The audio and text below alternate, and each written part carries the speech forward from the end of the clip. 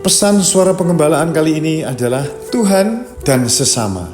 Saudaraku, kalau kita lihat dalam kitab Matius 22 ayat 40, pada kedua hukum inilah tergantung seluruh hukum Taurat dan kitab para nabi.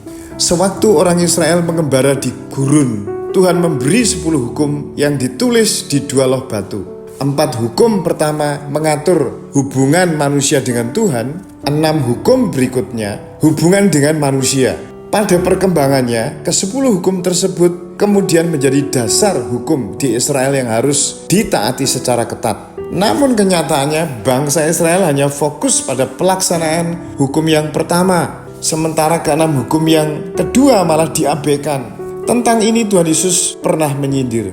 Celakalah kamu, hai ahli-ahli Taurat dan orang-orang Farisi. Hai kamu orang-orang munafik, sebab persepuluhan dari selasih, adas manis, dan jintan kamu bayar.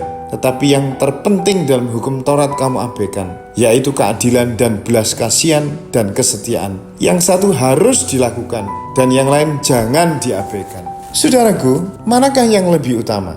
Kasih kepada Tuhan atau kepada manusia? Inilah inti pertanyaannya orang Farisi waktu itu. Pada umumnya dengan cepat orang menjawab, kasih kepada Tuhanlah yang lebih utama. Alasannya, Tuhanlah yang menciptakan, memelihara, memberkati kita. Namun ternyata disanggah oleh Tuhan Yesus yang meletakkan kasih kepada Tuhan dan kepada sesama pada satu tingkat yang sama. Dan hukum yang kedua yang sama dengan itu tertulis di Matius 22 ayat 39. Dengan jawaban itu, Yesus sebenarnya menyatakan bahwa keseluruhan hukum Tuhan adalah satu kesatuan yang utuh. Semuanya harus dilakukan tanpa mengabaikan yang lain. Sehingga dengan demikian, orang yang hanya mengasihi Tuhan, tidak berbuat jahat kepada sesamanya, tidak layak bagi Tuhan. Pun demikian sebaliknya, orang yang mengasihi sesama, tetapi tidak mengasihi Tuhan adalah tidak layak di hadapannya. Saudaraku, hari ini jangan lagi memisahkan antara kasih kepada Tuhan dan kepada sesama. Lakukanlah keduanya secara seimbang, maka perkenanan Tuhan pasti ada atas kita.